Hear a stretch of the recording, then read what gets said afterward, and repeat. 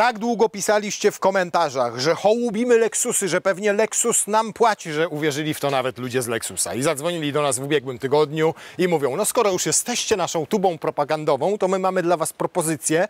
Przez 5 lat istnienia karoserii nigdy nie zrobiliście porównania żadnych samochodów. No więc może byście porównali LBX-a z UX-em i powiedzieli obiektywnie, waszym zdaniem, który z nich jest lepszy. No my nie odmawiamy oczywiście naszym kontrahentom, więc się z przyjemnością zgodziliśmy, tylko był jeden warunek. Musi wygrać Lexus. Więc już wiecie, jaka jest puenta dzisiejszego odcinka. Wygra Lexus.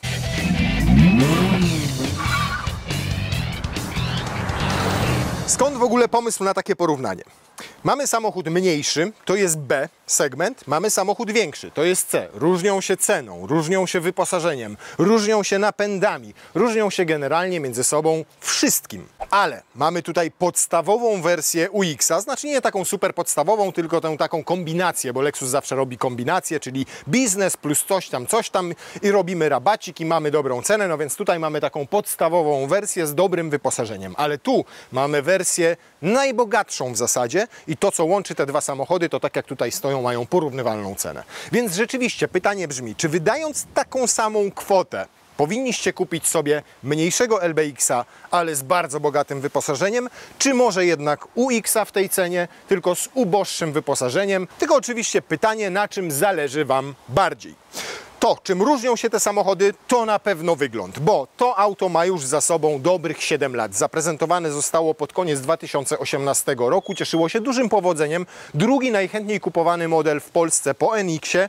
W całej Europie sprzedano go 100 000 sztuk, z czego 10 000 tylko w Polsce. LBX na tle jego jest nowinką, świeżynką można powiedzieć, bo zaprezentowany został 1,5 roku temu. I te 6 lat mniej więcej różnicy w czasie widać przede wszystkim po wyglądzie.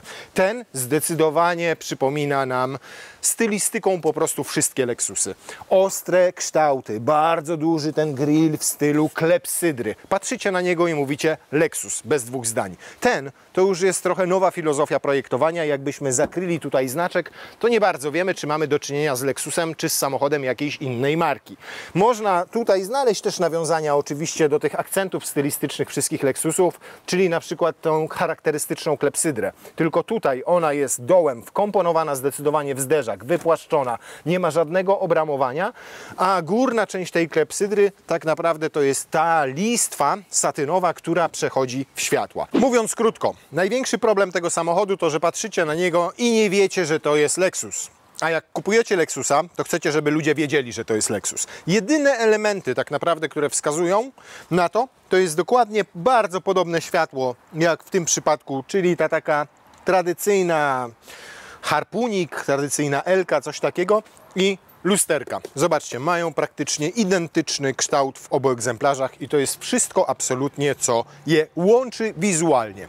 Mówiąc krótko, trochę Lexus zaryzykował, robiąc w takiej konwencji stylistycznej ten samochód, ale podjął też drugie ryzyko, czyli wpuszczając samochód klasy premium do segmentu B. Bo ani Mercedes nie ma takiego auta, ani BMW nie ma takiego samochodu. Można mówić, że Mini w przypadku BMW pełni rolę takiego samochodu miejskiego. Audi ma jedynie model pod tytułem A1, tylko to też nie jest crossover, to nie jest SUV, tylko to jest po prostu miejskie Audi i też kończy swój żywot niebawem. Jeszcze można kupić, jeszcze można zamówić, ale to jego ostatnie podrygi. Więc Lexus podjął ryzyko. Pytanie, czy to ryzyko się opłaciło. Jeżeli chodzi o wymiary obu samochodów, to bez dwóch zdań UX jest dłuższy, bo jest dłuższy o 30 cm. To jest dużo. To go od razu pcha, on ma blisko 4,5 metra i to od razu kwalifikuje go do segmentu C SUV-ów. Tutaj mamy niespełna 4 metry 20 cm samochodu, co definitywnie wskazuje to auto na pobyt w segmencie B crossoverów, B SUV-ów. Ale innymi parametrami już różnią się znacznie mniej, bo wyobraźcie sobie, że w tym wypadku rozstaw osi jest tylko 6 cm krótszy niż w UX-ie, a to już jest bardzo niewiele. To oznacza krótsze zwisy z przodu i z tyłu i jednocześnie łatwiejsze manewrowanie na przykład w mieście. Druga rzecz to wysokość. To auto jest 3 cm wyższe niż to. Na szerokość różnią się tylko o 1,5 cm, na korzyść oczywiście UX-a on jest szerszy, ale co ciekawe, tutaj mamy większy rozstaw kół z przodu i z tyłu i rzeczywiście to jest widać, bo tutaj zobaczcie, to koło jest schowane w nadkolu, a tutaj jest do tego stopnia zlicowane z karoserią, z nadwoziem, że nawet na tych plastikowych nakładkach trzeba było zrobić takie specjalne blendy, takie specjalne wypustki, które pozwoliły przejść homologację, bo wiadomo, że jak robimy homologację, to nie może koło wystawać poza obrys samochodu i tak jest tutaj z przodu i tak jest tutaj z tyłu. Zobaczcie, tu też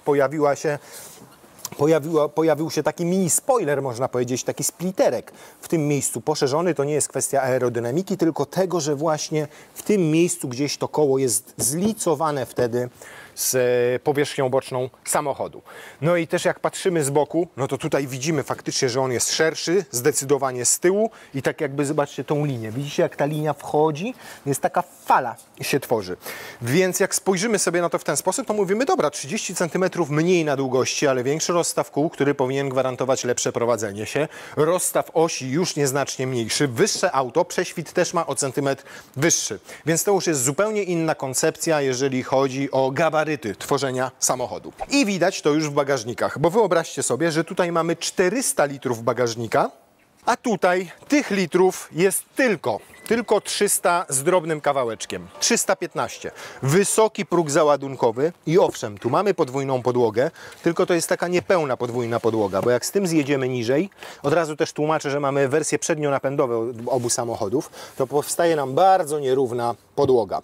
Jest oczywiście dłuższy ten bagażnik, ale też znacznie płytszy. I pytanie, jak w praktyce będzie wyglądało załadowanie obu. Zobaczcie, tutaj mamy ten próg tak tu wysoko, w tym miejscu, a tu jest sporo niżej, przy czym nie mamy ruchomej podłogi w naszym egzemplarzu. Tu pod spodem jest po prostu styropian i jakieś graty. I teraz zobaczmy, jak co będziemy mogli ułożyć. Tu jest też taka porządna ta pokrywa tego bagażnika, ta półeczka, natomiast tam zobaczycie potem jest po prostu z materiału. I teraz tak, chcemy do LBX-a się zapakować. Zobaczcie, jedna walizka wchodzi nam tak, druga walizka wchodzi nam tak, dwie walizy duże. Przepraszam bardzo. No to nam może się nie domknąć. A jak tam się nie domknie? Wszystko się domknie. I wszystko jest przykryte pod półeczką. Więc naprawdę, jeżeli chodzi o ustawność tego bagażnika, jego proporcje, to jest świetny. I oczywiście mówimy tutaj o segmencie B, więc nie będziecie jechali tym samochodem z walizkami do Chorwacji, ale chodzi o to, że na przykład włożycie tutaj wózek dziecięcy i to nie spacerówkę, a pełen taki duży wózek, gondolkę i spokojnie się tutaj zmieści. Albo inna sytuacja. Wieziecie swoje dzieci na obóz, tak jak moje dzisiaj pojechały i każde z nich miało taką walizkę na ten obóz. To LBX-em spokojnie ich zawieziecie 30-40 km dalej na autokar, który wyjeżdża z dworca albo z jakiegoś innego miejsca. A w przypadku UX-a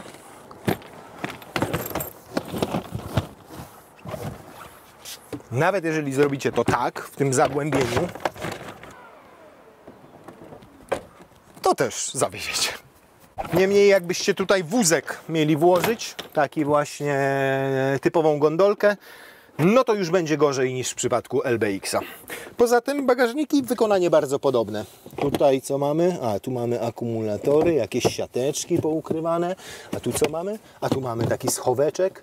No to nie wiem, czemu tego nie pozbyto się na przykład po to, żeby szerszy był ten bagażnik w tym miejscu, no ale dobra. Jest to jest. Mamy gwiazdo zapalniczki, mamy uchwyt jeden, mamy uchwyt drugi. Jak to wygląda w przypadku LBX-a? W przypadku LBX-a mamy gniazdo zapalniczki, też tutaj w tym miejscu, ale na przykład nie mamy już haczyków, na których moglibyśmy coś powiesić sobie. A to szkoda, bo czasami nawet jakąś siatkę czy coś powiesić, no to byłoby miło. Oczywiście mamy tutaj wersję, tak jak powiedziałem, z napędem tylko naprzód. Kiedy dochodzi nam tutaj silnik elektryczny z tyłu i napędza tylną oś, ten silnik ma raptem 6 koni mechanicznych, więc jak jeździecie po mieście, to możecie taką wersję sobie darować, no to wtedy jeszcze wyżej idzie nam podłoga. Jak nam idzie wyżej, to ten bagażnik jest niestety dosyć płytki. płytki i mniejszy, w związku z czym wtedy, zobaczcie, tutaj nie chciało im się nawet przemontować uchwytów na siatkę, więc one są tutaj w tej wersji tak wysoko, że możecie sobie co najwyżej tą siatką ten wózek przytrzymać, jak go tutaj włożycie. Tutaj wyprofilowano deskę rozdzielczą w taki sposób, zobaczcie pod jakim ona jest kątem, że mam mnóstwo miejsca na nogi. De facto to mógłbym tak siedzieć i jeszcze kolanami nie dotykam do deski rozdzielczej. Niemniej no wtedy faktycznie brakuje mi miejsca, to jest niewygodna pozycja. O, powiedzmy tak mam. No, mówimy ciągle o krótkich dystansach. Nie, jakbym w dłuższy dystans tak jechał, 300, 400 czy 500 km, no to tak naprawdę musiałbym tak sobie zrobić, żeby jechać bardzo wygodnie.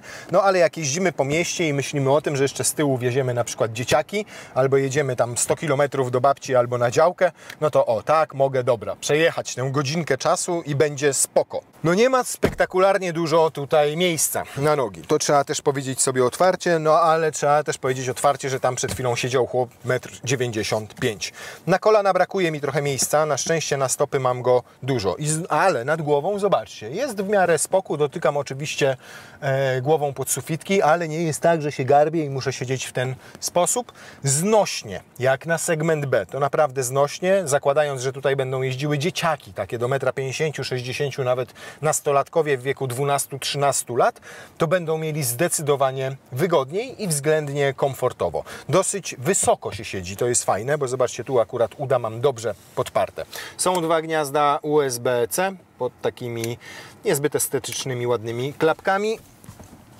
Nie mamy niestety podłokietnika. Kanapa składa się w proporcjach 40-60, natomiast świetny dostęp do ISOFIXów, bo wyjmujecie takie klapeczki, tylko one potem będą się oczywiście gdzieś poniewierały, więc lepiej schowajcie je gdzieś w domu. I bardzo dobrze widoczne te ISOFIXy, łatwo będzie wpiąć zdecydowanie foteliki tutaj. Kieszeń, co ciekawe, tylko w fotelu pasażera, kieszeni w fotelu kierowcy nie ma, brak. Lampeczka LEDowa w suficie jest, więc można sobie po zmroku czytać. Natomiast to, na co chciałbym zwrócić uwagę, to jakość wykonania tutaj. Bo mamy wersję Cool i ta wersja Cool ma na przykład zamszową tapicerkę z piękną, złotą taką nicią, przeszyte to jest. Nawet ten kawałek to nie jest taki zwykły plastik, nie razi plastikowym wyglądem, tylko jest polakierowany na taki dymiony, ładny, szary kolor. Klameczki bardzo fajne, bo naciśnięcie w ten sposób ją otwiera elektrycznie i działa to super, bo to jest idealnie na wysokości kciuka, jak tutaj trzymacie rękę. Natomiast w momencie, kiedy coś by się wydarzyło, to można to pociągnąć i otworzyć mechanicznie.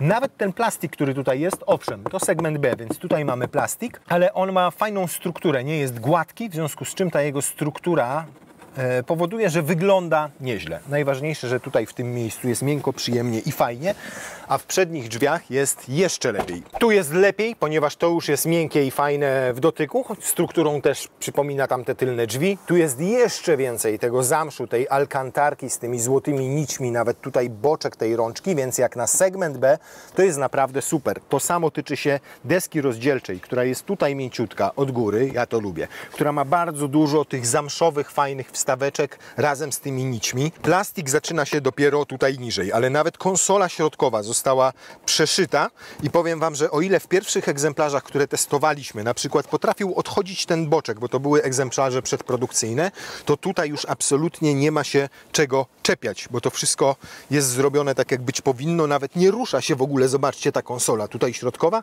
gdzie w pierwszych przedprodukcyjnych egzemplarzach ona potrafiła tutaj delikatnie chodzić na boki. Nawet fotele, które są zrobione z mieszanki skóry syntetycznej z tą alkantarą, wyglądają super z tymi wszystkimi przeszyciami, to tak jakby tak rozwesela trochę to wnętrze, nadaje mu zdecydowanie takiego sznytu premium. Jak na segment B naprawdę petarda.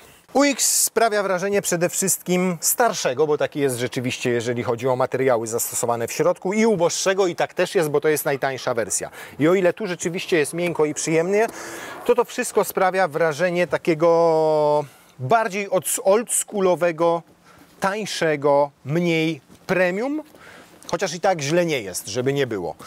To nawet jest tutaj przyjemnie obite miękkim materiałem, cały ten bloczek, natomiast tak jak mówię, trochę bardziej oldschoolowo, trochę więcej tutaj w dolnej części plastiku, bo jest na przykład już tutaj na tym boczku, gdzie tam mieliśmy alkantarkę. Tu góra deski rozdzielczej też miękka. Zastosowano tutaj taką miękką okładzinę, która wygląda trochę jak papier czerpany. Też ma prawdziwe szwy, też jest przyjemna w dotyku, tutaj też jest miękko, natomiast tak jak mówię, jest szerzej, jest zdecydowanie bardziej tak...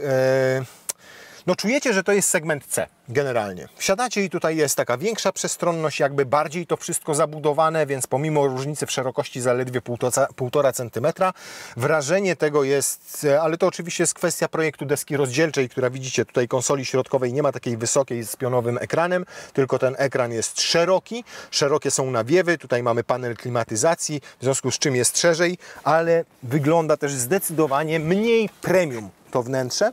Tutaj mamy sztuczną skórę, tacharę. No dobra, powiedzmy, że znowu do jazdy miejskiej, tak, żeby przejechać krótszy dystans jest w porządku. Jakbym chciał jechać gdzieś dalej, no to muszę się zdecydowanie odsunąć w ten sposób. Ale jeździmy po mieście. Jak jeździmy po mieście, to się przysuwamy w ten sposób. Mamy miejsce na kolana. Mamy. Przy podobnych parametrach tam z przodu, jak siedzę, to tu mam na kolana mniej miejsca. Zdecydowanie, bo już w ogóle nie jestem w stanie ich wcisnąć za fotel, muszę mieć je nieco szerzej. Mniej miejsca mam zdecydowanie na stopy, bo nie mogę nimi ruszać. Siedzę nieco niżej na kanapie, nad głową mam więcej miejsca. To jest jedyny plus, to jest więcej miejsca nad głową. Natomiast ogólne samopoczucie na tylnej kanapie, przy podobnym ustawieniu tego fotela, jest takie, że tam czułem się z tyłu bardziej komfortowo. I to jest kwestia tego projektu, tego, że inaczej tam ustawiono te koła. Tylne przesunięto bardziej z tyłu, przednie bardziej z przodu. Skrócono maskę, zrobiono taką budę typowego crossovera, więc jeżeli chodzi o Wixa, to naprawdę jest tutaj trochę mniej miejsca niż w przypadku LBX-a. Takie same dokładnie klapeczki i takie same gniazda USB-C, po prostu to przeszczepiono, wstawiono. Ale tu są nawiewy, a tam nie mieliśmy nawiewów, więc mamy nawiewy na tył, plus kolejny taki, że mamy podłokietnik i mamy dwa uchwyty na kubek. Podobne rozwiązanie, jeżeli chodzi o ISOFIXy, też będzie bardzo łatwo je wpiąć, równie łatwo będzie zgubić klapeczki. Natomiast otwór drzwiowy jest bardzo podobnej wielkości, w związku z czym włożenie fotelików do jednego i drugiego samochodu będzie wymagało dokładnie tyle samo ekwilibrystyki. I podobnie jak w LBX-ie, tutaj z tyłu też tę część górną mamy plastikową, natomiast tu mamy ładny plastik polakierowany na taki kolor dymiony. Tutaj mamy tę część miękką i tradycyjną klamkę. Różnice kryją się oczywiście też pod maskami, bo oba auta występują tylko z jednym rodzajem napędu. Ten napęd to jest hybrydowy, ale oparte są na trochę innych silnikach spalinowych i na trochę innych silnikach elektrycznych, o czym za chwilę powiemy. Oczywiście tradycyjnie dla Lexusa patyk, a tutaj tradycyjnie dla Lexusa również patyk, bo wiadomo, że to jest zastosowanie niezawodne. Wiecie, co się dzieje z tymi teleskopami, nie? One po czasie trzeba je wymieniać i one są ciężkie i w ogóle, no to tutaj jest patyk. No więc tak, silnik, słuchajcie, jest generalnie ten sam, bo tu mamy 2 litry i tu mamy 2 litry, tylko w tych 2 litrach tutaj ucięto jeden cylinder i nie mają już 2 litrów, tylko 1,5 litra. Ale jakbyśmy patrzyli na bloki silników, to są dokładnie takie same, z tym, że z tego po prostu ucięto ten cylinder. Nawet średnica tłoka jest tutaj dokładnie taka sama jak tutaj. Natomiast mocą się różnią absolutnie zasadniczo. Ten 2-litrowy ma 152 konie mechaniczne, a tutaj ten 1,5 litra ma tylko 91 koni mechanicznych. Oczywiście oba są wolno ssące. Różnią się też momentem obrotowym, więc różnica w mocy samych silników spalinowych jest dosyć duża. Ale już różnica w mocy silników elektrycznych jest nieznaczna, bo tutaj silnik elektryczny ma 114 koni mechanicznych, a tutaj 94 konie mechaniczne. Mówiąc krótko, tutaj mamy silnik elektryczny mocniejszy niż silnik spalinowy. To też pokazuje nam, że to auto przewidziano przede wszystkim do jazdy po mieście, bo tam będzie głównie korzystało z mocy i momentu tego silnika elektrycznego. Pojemność akumulatorów jest podobna, tylko tutaj jest litowo-jonowy, a tutaj jest niklowo-wodorkowy. To też jest pomyślane głównie z myślą o mieście, oczywiście, ponieważ ten niklowo-wodorkowy jest mniej podatny zdecydowanie na tak zwany efekt pamięci, czyli szybszej degradacji baterii. On może się bardzo szybko doładowywać, rozładowywać, doładowywać, rozładowywać, doładowywać, rozładowywać. I dużo lepiej zdaje egzamin przy takim małym motorku spalinowym i trochę mocniejszym silniku elektrycznym. Łączna moc tutaj tego zestawu, taka systemowa, wszystko przechodzi oczywiście przez taką samą skrzynię biegów ECVT, to 136 koni, tutaj tych koni jest 199, ale pamiętać też trzeba o tym, że UX waży ponad 200 kg więcej niż LBX, więc tutaj mamy mniej koni, ale muszą ciągnąć mniejszą masę. UX ma już swoje lata. 7 lat minęło, ale w międzyczasie przechodził kilkukrotnie drobne liftingi. Nawet te liftingi mniej zmieniały wizualnie w tym samochodzie, ale więcej zmieniały, jeżeli chodzi o technologię. Hybryda kolejnej generacji się pojawiła, nowe multimedia, cyfrowe zegary, które teraz mamy konfigurowalne. Niemniej po stylistyce tutaj środka, no to widać, że samochód ma już swoje lata. Multimedia naprawdę działają już teraz świetnie, o ile we wcześniejszych UX-ach te stare multimedia działały po prostu to było Atari albo Commodore C64, ewentualnie jakaś Amiga. To teraz jest dużo lepiej. Działa to szybciutko, działa to sprawnie, jest to bardzo czytelne w obsłudze, naprawdę ekstra i Apple CarPlay i Android Auto mamy bezprzewodowe. Klasyczny panel klimatyzacji. Obsługuje się to po prostu przyciskami, dwie strefy, Nano X, czyli możliwość oczyszczania powietrza, ale to w bogatszych wersjach. Na kierownicy czytelnie opisane, fajne klawisze, wszystko wiadomo gdzie jest. Jest jeszcze mocno analogowy, nawet podgrzewanie siedzeń to po prostu macie przyciskami, to samo tyczy się podgrzewania kierownicy. Tutaj ten panel, samochód ma 30 tysięcy przebiegu ponad, już zobaczcie, jest delikatnie porysowany, więc ten plastik nie znosi dobrze na przykład rzucania kluczami czy po prostu użytkowania. 2 gniazda USB-C, ładowarka indukcyjna w tym miejscu dosyć fajnie, podłokietnik szeroki, długi, chociaż nieregulowany. Tutaj jest jeszcze jedno klasyczne gniazdo USB, gniazdo zapalniczki, wyłożony dół przyjemnym materiałem. Natomiast tak jak mówię, no jeszcze nawet te wąsy, no to są stare, dobre Lexusy, nie? W ES-ie tak było, w LC tak było i takie rozwiązania zastosowano też w UX-ie. Asystent zwalniania jest. I asystent zwalniania jest fajny, ponieważ jak wyczuwa auto przede mną, to on sam wstępnie zaczyna hamować. Na koniec oczywiście muszę nacisnąć pedał hamulca, ale to bardzo ułatwiło jazdę w cyklu miejskim. Czyli auto, kiedy wyczuwa jakiś inny pojazd przed nami, samo zaczyna hamować delikatnie i samo rekuperować. Natomiast przez większość czasu tutaj włącza mi się silnik spalinowy. Owszem, jak zdejmę nogę z pedału gazu, no to włącza mi się, to jadę głównie na elektryce. Jak ruszam, też jest elektryka, ale słyszę i czuję, że ten silnik spalinowy no dosyć często mi się tutaj włącza. Dosyć nisko siedzę, naprawdę dużo miejsca mam we wnętrzu. Tutaj nie mam elektryki fotela, jest całkowicie manualnie regulowane i zobaczcie, nad głową dużo miejsca.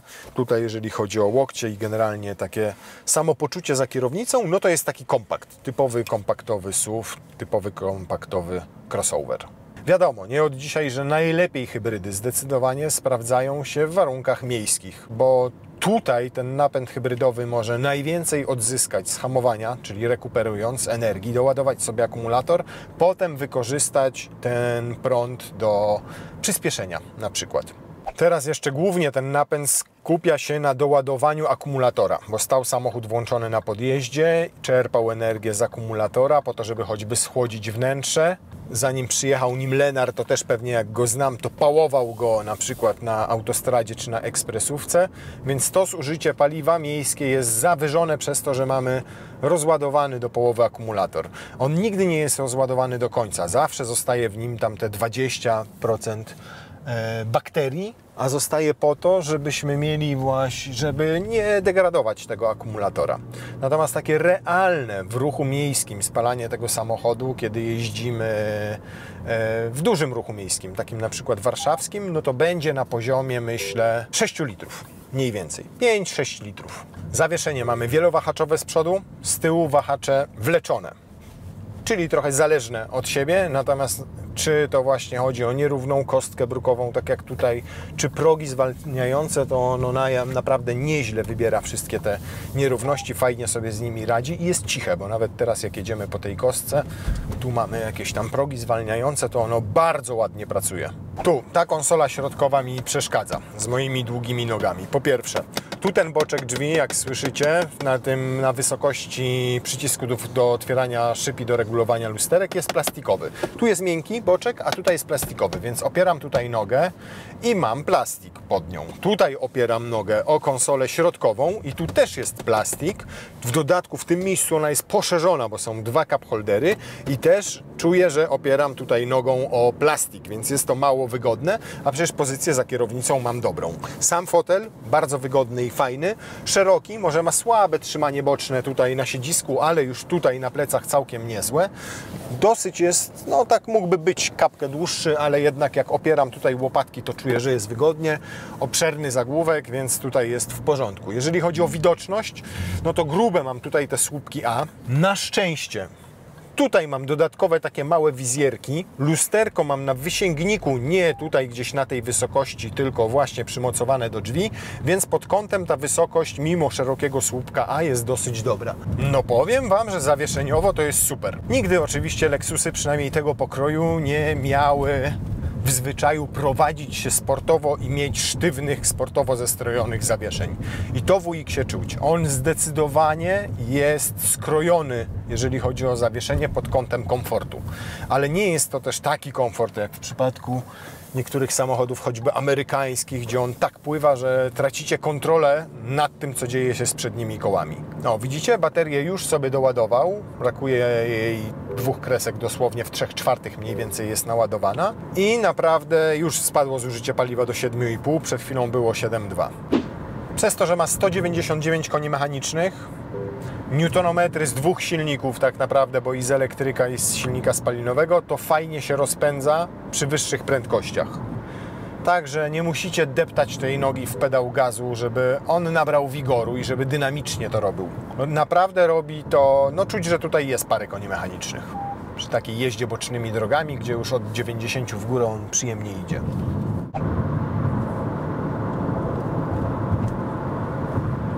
Takie 70-71 decybeli. Tak bym powiedział, że średnia to będzie takie 70,5, może 71 coś w tych granicach. Subiektywnie no już słyszę gdzieś tutaj przy tych prędkościach wiatr delikatnie opływający nadwozie. Najbardziej oczywiście szum opon na tej betonowej nawierzchni. Kiedy przez chwilę mieliśmy asfalt, było ciut lepiej. To jest takie specyficzne miejsce akurat do sprawdzania tego parametru w samochodach. No nie jest to samochód, który lubi wysokie prędkości, jeżeli chodzi o hałasy. Natomiast jeżeli chodzi o prowadzenie i generalnie to, jak on jest w tym momencie wysilony, cały ten układ napędowy, to nie sprawia mu to absolutnie najmniejszego, nawet tyci problemu. Silnika nie słychać kompletnie, chyba że zapragniemy przyspieszyć albo kogoś wyprzedzić, ale to tak jak powiedziałem, też nie jest hałas sugerujący, że zaraz ten silnik wyskoczy spod maski. On został dobrze wyciszony, po prostu. Celowo nie resetowałem tym razem komputera pokładowego po to, żebyśmy zobaczyli, jakie będzie kombinowane zużycie, takie uśrednione z różnego rodzaju dróg i z miasta, i z bocznych dróg, i z ekspresówki w obu samochodach, najpierw w UX-ie, a potem w LBX-ie. Wliczymy też w to oczywiście 0-100. Czy 0-100 nie wliczać? Nie, chyba nie będziemy wliczali 0-100, bo to taki jeden tylko pomiar, nie? Wątpię, żebyście kupując UX albo LBX-a raz w życiu chociaż zrobili 0-100 w takim czasie, jaki podaje producent. Proszę, 5,7 litra.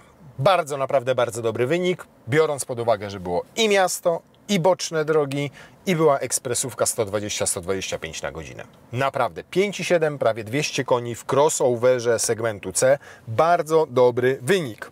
A ważymy jakieś 1,5 tony, więc też nie mało. To teraz zobaczymy, czy zachwyci nas innym wynikiem. Przyspieszenia od 0 do 100. 8,1 sekundy to jest parametr, jaki podaje nam producent, czyli Lexus. Tak, widzę.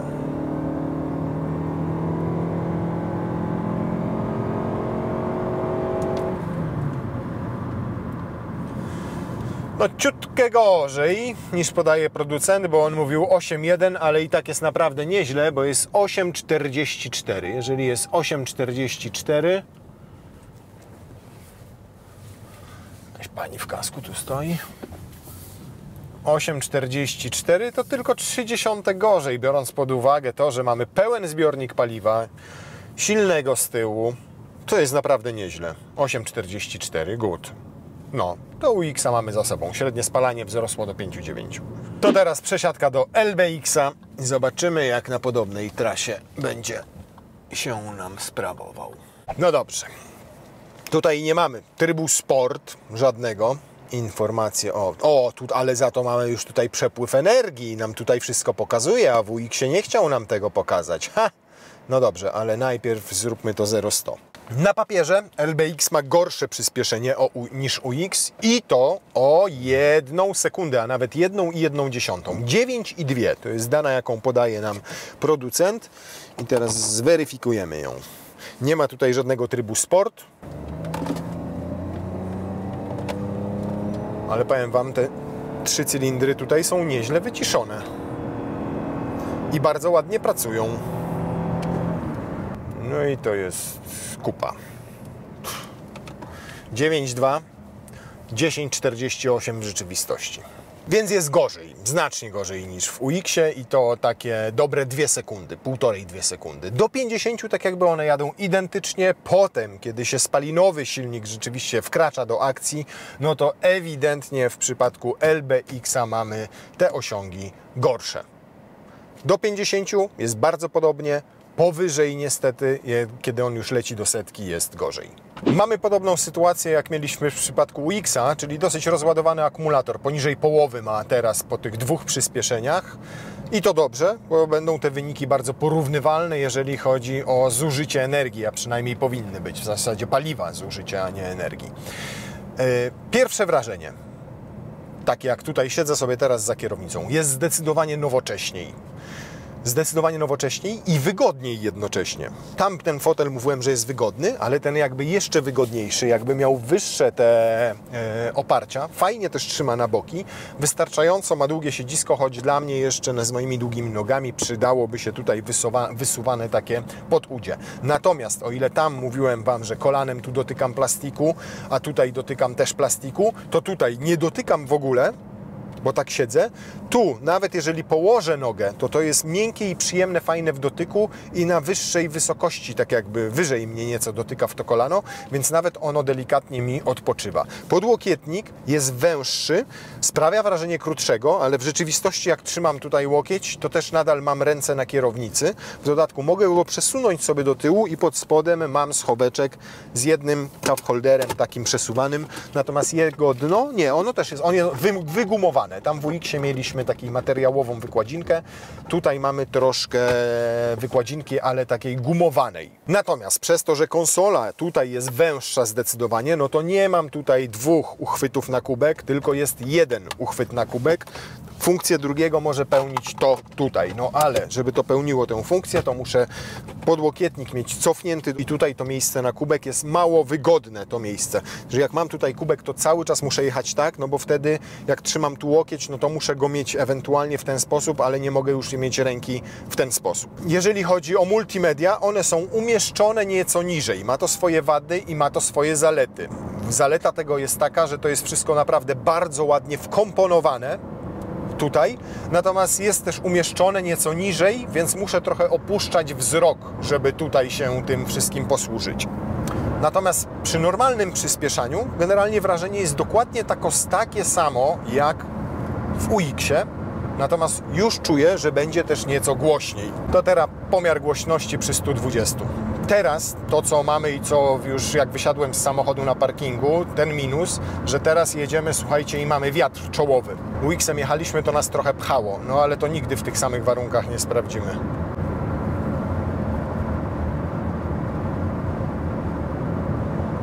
A to powiem Wam ciekawostka, bo mniejszy LBX jest lepiej wyciszony niż UX. UX pokazywał w podobnych warunkach od 1 do 1,5 dB więcej. Mam wrażenie, że tam przede wszystkim było bardziej słychać opony na tej betonowej nawierzchni. W tym wypadku mniej słychać szumy od podwozia, bardziej słychać moim zdaniem szumy wiatru opływającego nadwozie. Masz takie wrażenie też? Tak, ale rzeczywiście opony są dużo ciszsze. Więc nie wiem, czy to jest kwestia samej opony, czy po prostu wyciszenia od podwozia LBX-a versus UX-a. Natomiast naprawdę przyjemniej zdecydowanie jest tutaj. Zresztą wskazywało na to dobrze nasze urządzenie pomiarowe. Takie 1 do 1,5 dB ciszej. Ten ekran jest też nieco mniejszy niż w UX-ie. Klimatyzację częściowo już trzeba obsługiwać z ekranu, ale te najważniejsze przyciski pozostały fizyczne. Choćby zmiany temperatury, choćby synchronizacji pomiędzy oboma stronami, odmrażania lusterek tylnej szyby, czy podgrzewania tej przedniej szyby. Natomiast jeżeli chcielibyśmy więcej ustawień sobie wprowadzać, no to mamy je tutaj już na ekranie. I to tyczy się choćby podgrzewania siedzeń, podgrzewania kierownicy. Tam mieliśmy przyciski tutaj one są już na ekranie. Na szczęście działa to dosyć szybko i dosyć intuicyjnie. Mam wrażenie, że z większym oporem działa tutaj wspomaganie kierownicy. Co jest nieco przyjemniejsze w odczuciach, ale jak dla mnie, mówię, to jest oczywiście kwestia subiektywna. Ja lubię bardziej czuć, co się dzieje z przednimi kołami na drodze i mam wrażenie, że w tym wypadku tak jest. Różnią się UX i LBX z zawieszeniem zastosowanym z tyłu, bo ile tam mamy ten wahacz wleczony, tak jak mówiliśmy, to tutaj w podstawie mamy belkę skrętną w wersjach przednionapędowych, niezależnie od wersji wyposażenia. Jeżeli mamy napęd na 4 koła, czyli tam silniczek elektryczny, no to mamy tam już wtedy zawieszenie wielowahaczowe. Pytanie, czy jest sens do tego dopłacać? Jeżeli zależy Wam na dużym bagażniku, no to nie ma sensu dokupowanie tego silnika elektrycznego, dopłacanie do wersji z napędem na 4 koła, bo to oznacza, że będziecie mieli mniejszą pojemność bagażnika. I generalnie, jeżeli z takiego samochodu korzystacie głównie w mieście, no to nakuta jest Wam ten napęd na 4 koła. No co najwyżej może pozwolić Wam wyjechać z ośnieżonego parkingu. Ale umówmy się, i zimy są teraz takie, że ten napęd przyda się może raz w roku, o ile w ogóle, a po drugie, no to już nie są czasy, w których drogowcy zasypiają. I tu zobaczcie, tu włączam się do ruchu i on już przy 35-40 dopiero włącza silnik spalinowy. Więc troszkę później. To wynika z tego, że on tego elektryka w stosunku do masy samochodu ma dosyć mocnego. On ma ponad 90 koni mechanicznych, 94, tam jest 16, ale takie wrażenia są naprawdę, że robi to dosyć sprawnie. Jeżeli chodzi o przyspieszanie takie w normalnych warunkach, to też spektakularnie do tych 90-100 na godzinę nie różni się od UX-a. Wręcz mam wrażenie, że przy mocniejszym wciśnięciu pedału gazu ten silnik jest tutaj trochę lepiej wyciszony. Nie słychać go aż tak bardzo jak w UX-ie. Z jednej strony tam dużo lepsze osiągi, to widać było wyraźnie, no bo to są prawie 2 sekundy różnicy. To jest dużo. Umówmy się, to jest dużo. W mieście do tych 50-60 na godzinę tak nie będzie tego czuć. Natomiast przy podobnej jeździe, czyli jak nie gnieciemy pedału gazu, jak nie wykorzystujemy 100% możliwości samochodu, to mam takie wrażenie, że tutaj jest nieco ciszej, nieco sprawniej, przynajmniej przy tych niższych prędkościach. To specyficzne, powiem Wam. Teraz jadę tak, że trzymam delikatnie nogę na pedale gazu, ma naładowany akumulator i zobaczcie, przy 90 na godzinę korzysta tylko z elektryki. Teraz włączył sobie silnik spalinowy, który z jednej strony napędza koła, a z drugiej strony też oddaje część energii do silnika elektrycznego, który działa jako generator i doładowuje akumulator. Powiem Wam, że pomimo różnicy w silnikach i tych spalinowych i elektrycznych, to w normalnym, codziennym użytkowaniu nie czuć wcale, że ten samochód jest słabszy, albo że gorzej wyciszony, albo że musi wkręcać silnik częściej na wyższe obroty. Przeciwnie, takie mam wrażenie, że tutaj więcej do powiedzenia zdecydowanie ma elektryka niż w UX-ie. Do wyższej prędkości jest go w stanie tylko na prądzie rozpędzić. Przy wyższych prędkościach wyłącza silnik spalinowy i korzysta tylko z silnika elektrycznego. I to wszystko już teraz, jeszcze zanim wjechaliśmy do miasta, ma przełożenie na zużycie paliwa. To było resetowane zaraz po pomiarze 0-100, a jechaliśmy ekspresówką, i zjechaliśmy na boczne drogi i jeszcze na ekspresówce mieliśmy wiatr w twarz, w czoło samochodu, więc jest naprawdę nieźle. Teraz powinno już tylko spadać, bo za chwilę będziemy w warunkach miejskich. Kiepska ładowarka indukcyjna, bo zobaczcie, nie mieści się cały telefon. W momencie, kiedy tutaj miałbym kubek z kawą, to mój duży telefon nawet tutaj nie wejdzie cały, nie schowa się, więc będę musiał go wyjąć, będę go musiał włożyć tutaj, żeby móc mieć tutaj butelkę czy kubek z kawą, bo tu najzwyczajniej w świecie będzie o ten kubek zawadzał telefon. A już jak coś wstawię, to już nawet nie wyjmę stamtąd tego telefonu w ogóle, więc w UX jest to bardziej praktyczne. Mamy dwa gniazda USB-C tutaj. Czy mamy jakieś klasyczne gniazdo USB? Nie, nie mamy klasycznego gniazda USB, ale na przykład tutaj znalazła się dodatkowa półeczka pod konsolą środkową, gdzie można umieścić jakieś przedmioty, czego w UX-ie nie ma. Więc pod względem praktyczności takiej zagospodarowania, no to z jednej strony ciut mniejszy schowek w podłokietniku, tylko jeden cup holder, trochę za mała ładowarka indukcyjna, powinna być głębsza, ale z drugiej strony, tu mamy gniazdo zapalniczki. I co jeszcze? I jeszcze jedno gniazdo USB-C. Także 3 gniazda USB-C są tutaj. Z tyłu 2, czyli razem 5. To możecie przewozić 4 osoby i 5 różnego rodzaju urządzeń pod USB-C. No i są jeszcze jakieś tam pojedyncze klawisze fizyczne, takie jak właśnie ten do włączania trybu Eco, czy do wymuszania trybu elektrycznego, ale teraz jest niedostępny, bo przekroczono zakres prędkości. Zdecydowanie bardziej premium wygląda to wnętrze. Być może jest to kwestia tej alkantary, która w naszej wersji jest standardem i ona jest mega przyjemna i fajna w dotyku. I o ile powiem Wam, że oczywiście ona jest sztuczna, ale do czego zmierzam? Do tego, że te alkantary w samochodach na przykład sportowych niektórych, gdzie są takie wstaweczki, one dosyć szybko potrafią się złuszczać. To tutaj ta jest zrobiona z czegoś takiego, co kurczę naprawdę ma na tyle wysoką już teraz trwałość po 15 000 kilometrów i na tyle dobrze wygląda, że śmiem twierdzić, że w dłuższej perspektywie będzie naprawdę świetnie zda egzamin. Nawet tutaj wnęki są wyłożone przyjemnym, miękkim materiałem, a nie plastikiem. I teraz nasza ulubiona droga z płyt.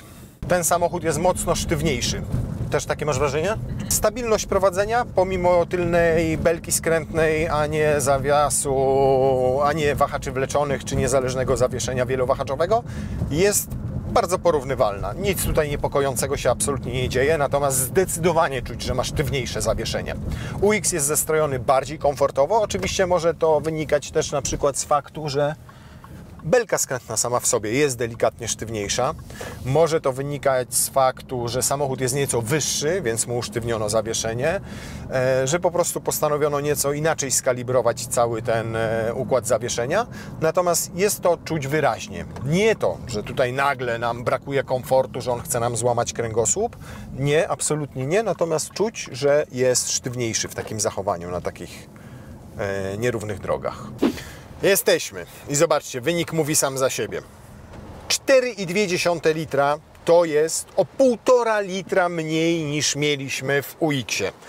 A to już naprawdę, to nie jest wynik 0,3-0,5 litra, tylko 1,5 litra różnicy.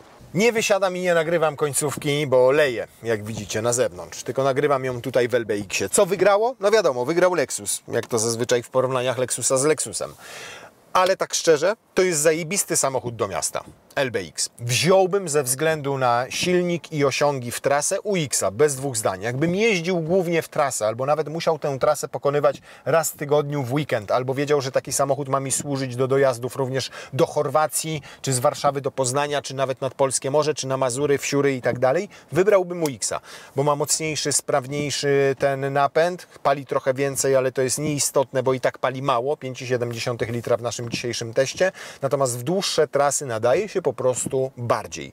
Natomiast LBX mnie mega zaskoczył jakością wnętrza i jego przestronnością, bo tutaj się czuję za kierownicą jego, jakby było tutaj więcej miejsca, a na pewno było dużo przyjemniej niż w UX-ie. Fajne materiały, przyjemne, ładna ta deska rozdzielcza, już nowocześniejsza, genialna ta alkantarka. Oczywiście można mieć różne te wersje wyposażenia, czy tam jak oni to nazywają, momenty, czy jakoś tak. Nie, momenty to są w którejś knajpie, jak oni nazywają te swoje, kurna, nie pamiętam, nieważne, dorobili do tego swoją filozofię. Natomiast jeżeli chodzi o działanie całej tej hybrydy, jej ekonomikę, to, że tutaj dużo więcej do powiedzenia ma silnik elektryczny, to, że mniej słychać silnik spalinowy, że tak jakby rzadziej on wchodzi na wysokie obroty przy, zaznaczam, normalnej, codziennej jeździe, to auto po prostu bardziej mi się podoba. Bardziej ustawny, pakowniejszy bagażnik, trochę więcej miejsca na tylnej kanapie, w jakiś cudowny i magiczny sposób, pomimo że samochód jest przecież krótszy i ma mniejszy rozstaw osi o 6 cm, więc to auto do miasta naprawdę to jest zajebista opcja. A o X-Trasie. Żaden z tych modeli oczywiście nie jest pozbawiony wad. I to jest normalne. Ale jakbym miał drugie auto kupować w rodzinie, które będzie służyło głównie do jazdy po mieście, to nawet bym się chwili nie zastanawiał, tylko wziął LBX-a, szczególnie jak się spojrzy na to. On w mieście musi z 3,5 litra palić, jak jeździ tylko po mieście. Dziękuję.